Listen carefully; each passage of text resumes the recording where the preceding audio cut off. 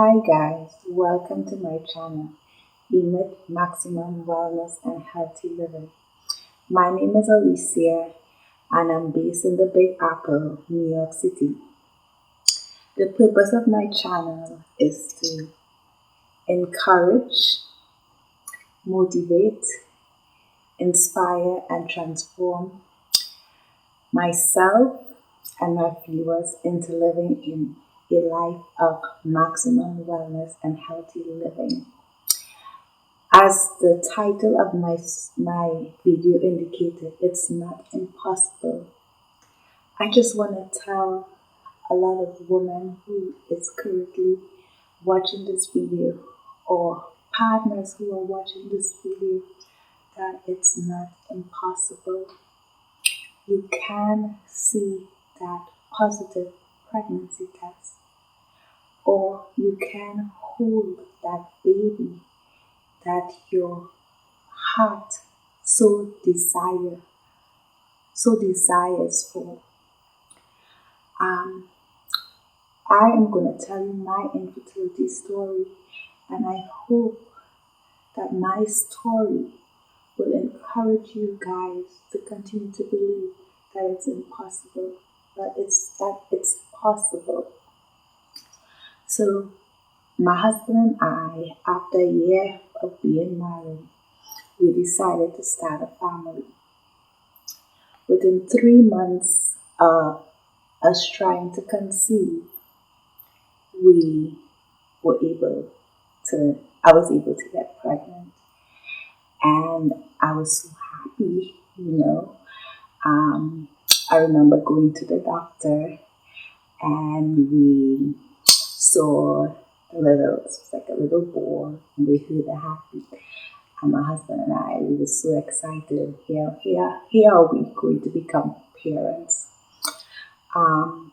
However, my pregnancy did not go as expected. It was very complicated and I suffered a miscarriage. I made a video discussing how I dealt with my miscarriage. If anyone is interested, you guys can watch that video of how I was able to deal with a miscarriage. However, after having that miscarriage, I had other medical complications, and one of them, I had to have a surgery called a myomectomy done because I had fibroids. And the surgeon told me that after having the myomectomy, I had to wait a year to get pregnant, but she told me wasn't to wait any time longer, for the fibroids had a tendency of growing back. And when they come back, they tend to come back worse. But my husband did a lot of research, and thankfully, I did certain things that my fibroids did not grow back. And you guys I also created a video of discussing what I did to prevent my fibroids from growing back. So if you're interested, you can also watch that video. So a year later, did a lot of changes, and my husband and I decided to try to start a family again. However, a year passed, nothing. 2 years passed, nothing. 3 years passed, nothing. By this time, I'm very anxious because I'm doing all the things that I'm supposed to do, but yet I'm not seeing a positive pregnancy test. And the field that I work in, me being an experienced doula, and also at that time I was working as a bedside L&D RN. It was very difficult for me because here am I working in a profession assisting moms to give birth, but I myself was unable to conceive. And one of the hardest things for me was, celebrating the joy with them. And then the question would come, oh, Alicia, over here in the States, they pronounce my name as Alicia. So they're like, Alicia, when are you gonna have, are you gonna have kids? Do you have kids? And if anyone who is experiencing infertility knows that question is the worst question someone can ask you. It's like you're eaten up inside, you're smiling outside, but in your heart you're like, please don't ask me this, like just leave me alone, you just want to run away, but with a smile I'll just say, oh, soon, or next year, or if they ask me, do you have any children? Not yet.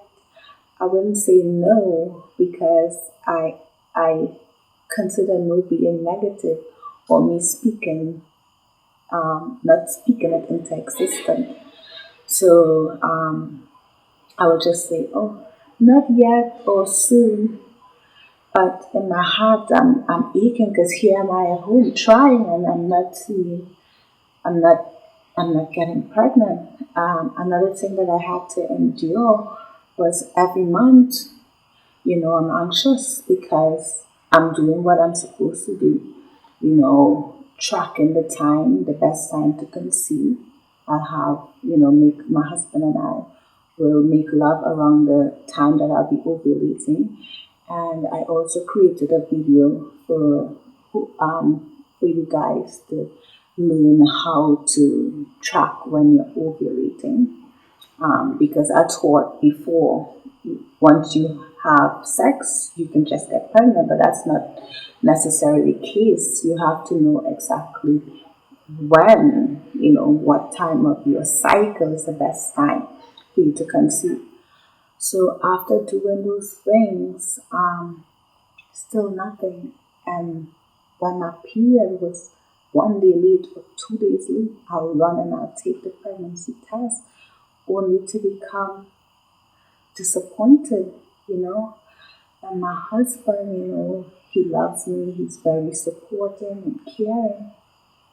I could see it affecting him too, And one day he said to me, he's like, Alicia, stop it. Stop it. Just wait till your period is a week late and then take the pregnancy test. Like, stop it, because every month comes, sometimes I won't even wait for the period to be late. I'll run and take the pregnancy test, just praying to see positive, and then it's negative. And I'm so disappointed and hurt. And every month I'll feel like, I literally feel like I'm in a boxing ring each month. And every time I took that pregnancy test, I got knocked down. But when I got knocked down, I'm like, you know what? You're going to go again. You're going to go again. And I'll get right back up. I'm like, okay, I'm going to be knocked down, but I'm not going to be knocked out. And every month I'll keep trying. But only to see not pregnant. I'm also a very spiritual person, so when I'm going through my tests or my trials or storms, I'm a person who would pray or go to the Bible and look for scriptures that will encourage me. So I remember reading the Bible and finding scriptures that I will stand on, and I will make a video for, women who are interested in the biblical scriptures that I use to stand on, and how I fasted and stuff. Those things that I used to also help me along my journey of infertility. And also I had my pastor at church who has been so supportive of me, who, when I will feel down and I feel like I get knocked down and I can't stand up, I reach out to her, and I remember her saying, Alicia, you can get knocked down, you can cry, but don't stop believing. Here, when you are working and you're helping that mom deliver their baby, and you're holding that baby and you're helping that mom breastfeed that baby, you see yourself holding your baby. You see yourself holding your baby. You believe. And I will do that. When I'm taking care of the moms and helping them, I'll just be envisioning, this is me. I'm breastfeeding my baby. I'll be holding my baby one day. Still, 3.5 years, nothing. And then I got a job. I started a new job.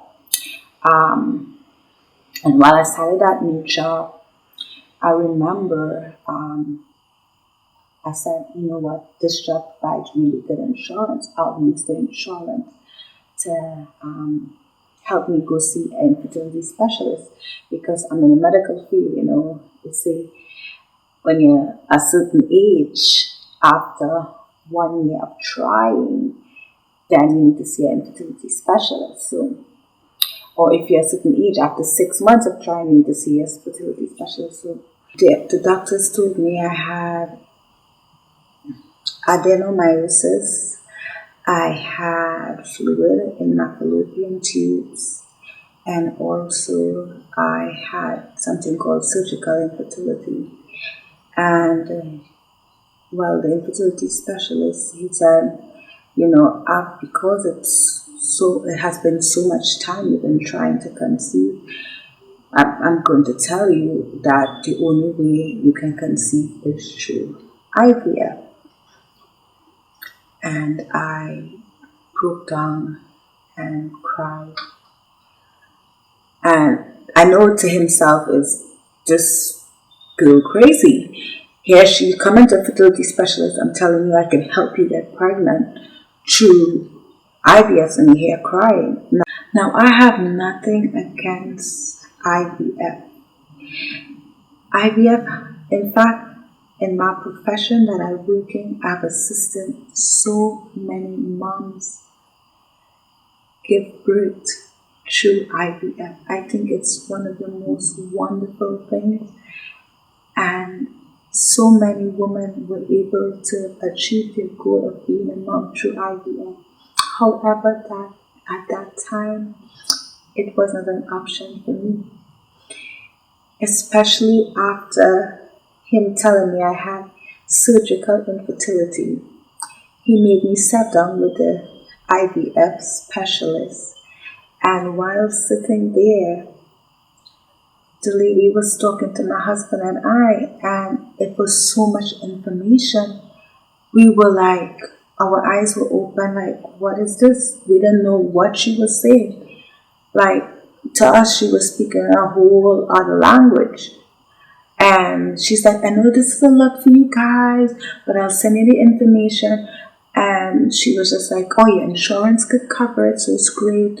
But one of the things that's a problem for a lot of people is the medication. The medication costs a lot of money, but there's grants and all these things. And all I could just hear is IVF is the only option. I told her thank you, and they said they will be getting in touch with me shortly after I performed this special procedure called the I'm going to write down the name. It's always gives me problems to say. It's called HSG, where basically they take some fluid and it goes through your uterus and then goes through your tubes to see if your tubes are open. So he said he's going to send me for that to make sure my tubes are open, because if it had fluid in my tube, then it could cause a little problem if they do IVF. Now I know I'm getting older and desperate, but I just started a new job. And the places I was offering the HSG, I just could not go. Every time I try making the appointment, I'll have to take a day off from my job. And I know I can't. I just started this new job. I can't go and ask for time off.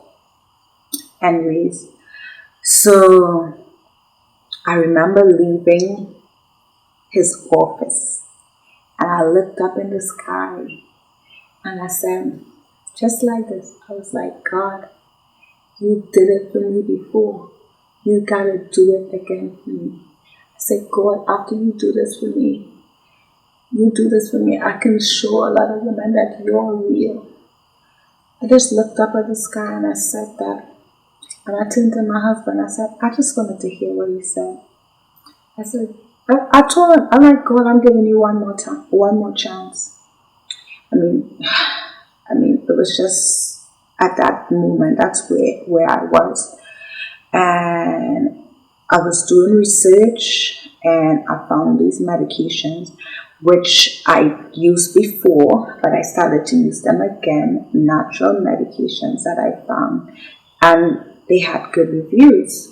And I wanted to take, it had good reviews and I wanted to take that chance. So I also created a video of discussing the medications that I took if anyone is interested. Okay, so I started to take the medication and I remember it was New Year's Eve. I was in church with my husband. We normally try to open the New Year in church and I was feeling really, really sick. But honestly, my periods has been getting worse. So I was just thinking, oh, my periods are just getting worse. I'm getting older. My body's changing.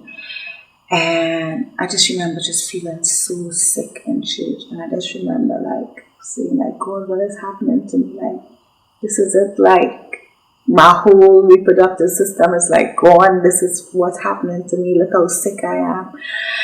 And I remember still trying, because I have to do this IVF, still trying to get an appointment to do the HSG procedure. And then finally I got an appointment finally on a Saturday, because everybody I call, they don't do it on a Saturday. I finally got an appointment on a Saturday. And I remember it was Friday, and it was like Friday night. Yeah, it was Friday night. I think it was Friday night. And I was feeling really sick. And I decided to go, and I know the procedure was the next day. And I'm like to myself, I have one more pregnancy test by the time. I've been doing so many pregnancy tests, I'm like saving it for the right time. I had one more pregnancy test. And I just hear my husband voice in my head saying, don't take it until your period is late. Very, very late. Don't take it. And then I'm like, to myself, I was like, I'm not feeling well. I'm going to do the procedure tomorrow, even though I'm like, you know what? I might as well do the pregnancy test. And actually, you know what? Sorry, it was early Saturday morning, like around 5 o'clock in the morning. And I had the procedure around 1 o'clock. And I got off the bed while my husband was sleeping. And I went to the bathroom with the pregnancy test. By this time, I'm shaking, I'm nervous, and I'm like, this is what's going through my head. I'm telling myself, see it in your head. You gotta see it in there. See that you're pregnant. See when you see that pregnancy test, it says pregnant. You gotta believe. But then in the next mind, I'm saying, okay, if it's negative, everything is gonna be okay. The world is not over. You're gonna be fine, okay? You're gonna be fine. But another mind is saying, you gotta believe, gotta see pregnant, see this baby. I know I sound crazy, but this is what I was going through, and I just had these two things going on in my head, and I just keep saying, okay, Alicia, believe, you got to see that you're pregnant. But then the other thing is, it's okay. If you don't see it's pregnant, you're going to be fine. If you see it's negative, it's going to be fine. You're going to be fine. And I remember after urinating and putting it on the stick, I put the the pregnancy test away from me on the sink, and I sat down and I just keep saying, okay, you gotta believe, see it in your head. And I'm seeing the picture, I'm visualizing it in my head. Pregnant. I'm visualizing it, I'm pregnant. But it's okay. If it's negative, it's okay. Now take a deep breath. I looked to the side. I saw it.